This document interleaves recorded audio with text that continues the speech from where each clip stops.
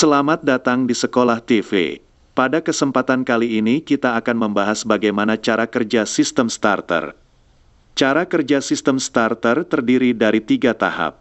Tahap pertama yaitu pada saat starter switch atau ignition switch atau kunci kontak posisi start.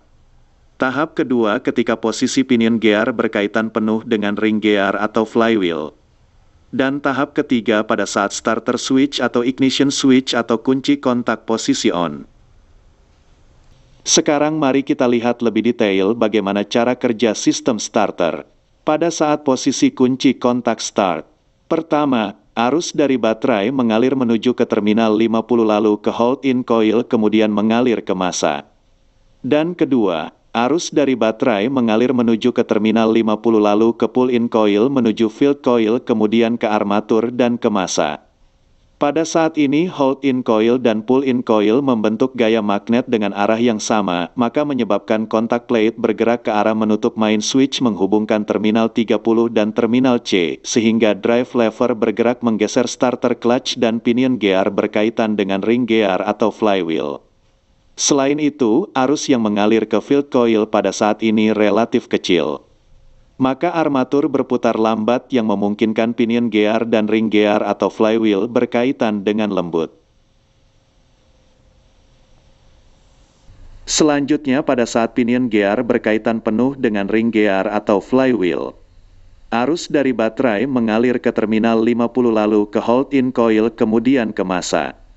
Sehingga kemagnetan hold-in coil akan menahan kontak plate menutup main switch menghubungkan terminal 30 dan terminal C dan juga menahan drive lever agar pinion gear tetap berkaitan dengan ring gear atau flywheel.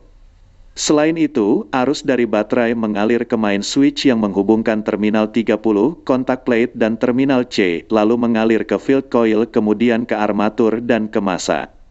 Maka putaran motor starter dapat menghasilkan momen puntir yang besar untuk memutar ring gear atau flywheel dan mulai menghidupkan mesin. Tahap terakhir yaitu pada saat posisi kunci kontak on, main switch dalam keadaan belum membuka atau belum bebas dari kontak plate. Maka aliran arusnya adalah dari baterai mengalir ke terminal 30, lalu ke kontak plate kemudian ke terminal C menuju ke field coil sampai ke massa yang menyebabkan motor starter masih berputar. Selain itu, terdapat arus yang mengalir ke solenoid atau pull-in coil dan hold-in coil, yaitu arus dari baterai mengalir ke terminal 30, lalu ke kontak plate kemudian ke terminal C menuju ke pull-in coil dan hold-in coil sampai ke massa.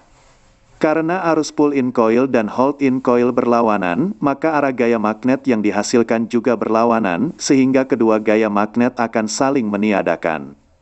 Hal ini mengakibatkan kekuatan return spring dapat mengembalikan kontak plate ke posisi semula dan drive lever menarik starter clutch dan pinion gear terlepas dari ring gear atau flywheel, serta menghentikan putaran motor starter.